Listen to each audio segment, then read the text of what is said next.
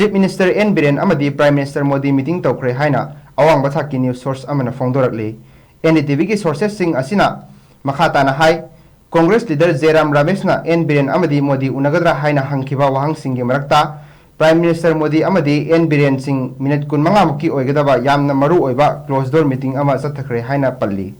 thatra manga changsallaklaba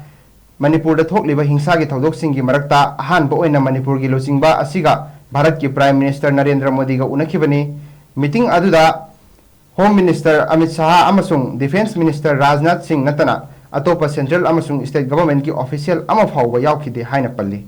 source asigi matung inna closed door session asida lairiba crisis asigi warosin puraknaba center amadi state ki thawrang amasung road map sing adu khanninabani haina su palli hairiba meeting asi opposition gi maikai dagi lok sabha amadi rajya sabha da manipur gi matang da akan pressure lairiba asigi manung da tarokpani haina su palli hairiba meeting asi manipur gi governor anusya wikiabu lothok laga Assam gi governor Lakshman Prasad Acharya da additional charge sinaraba matung da lakpani haina su palli closed door meeting aduda karamba maru oiba wafam sing khanakhibage haibaduma housing makki oina kupna khangma ngamdri makha taba updates kidamak notice window meeting taduna leibiu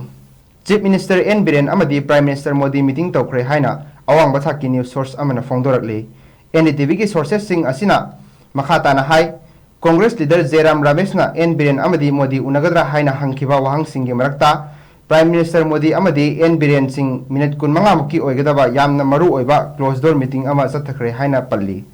thatra manga changsallaklaba manipur da thokliba hingsa gi thodok singi marakta ahanba oina manipur gi locingba asiga Bharat ki Prime Minister Narendra Modi ga unakhibani meeting aduda Home Minister Amit Shah amasung Defense Minister Rajnath Singh natana atopa central amasung state government ki official ama phawba yawkhide haina palli source asigi matung inna closed door session asida lairiba crisis asigi warosin puraknaba center amadi state ki thawrang amasung road map sing adu khanninabani haina su palli hairiba meeting asi opposition gi maikai dagi lok sabha amadi rajya sabha da manipur gi matang da akan pressure lairiba asigi manung da tarokpani haina su palli hairiba meeting asi manipur gi governor anusya wikiabu lothok laga Assam gi governor Lakshman Prasad Acharya da additional charge sinaraba matung da lakpani haina su palli closed door meeting aduda karamba maru oiba wafam sing khanakhibage haibaduma housing makki oina kupna khangma ngamdri makha taba updates kidamak notice window meeting taduna leibiu